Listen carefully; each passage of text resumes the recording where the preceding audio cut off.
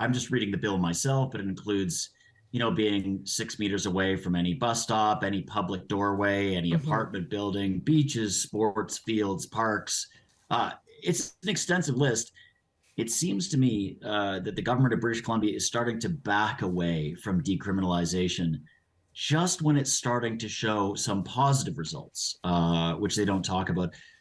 I feel like they are writing a law that's not based on any evidence. The police, the government, Bonnie Henry, all of them will say there's no evidence of increased public drug use because of decrim or since decrim started. It's been something that's happened for a long while. People like myself, I've used it in public in the past in the hopes that if I overdosed and fell down, somebody would call an ambulance for me because there just isn't overdose protection sites all over the province. There's plenty of places, plenty of cities that refuse.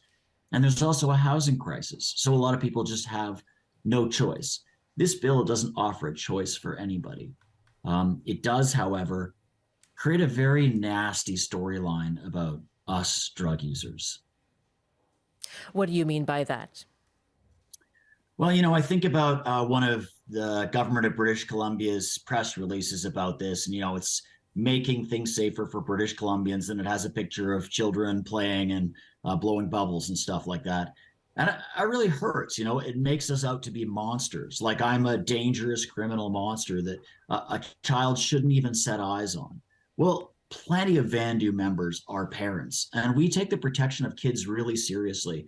So I came up in an old school drug user street culture where we would say kids on the block.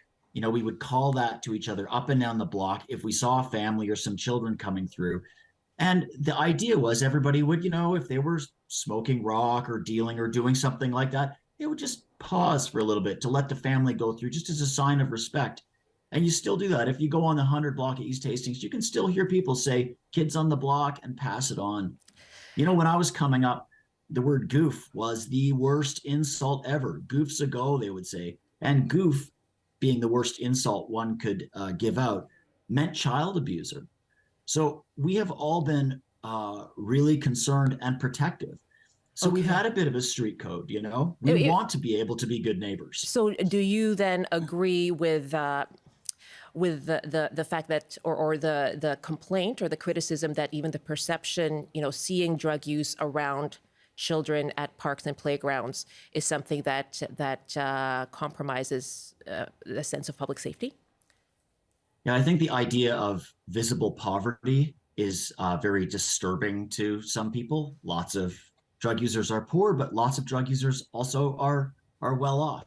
This targets drug users who are in public, and people see someone drinking a coffee or smoking a cigarette or whatever. Kids see people having a drink. Uh, you know, this is not something to legislate and throw police at.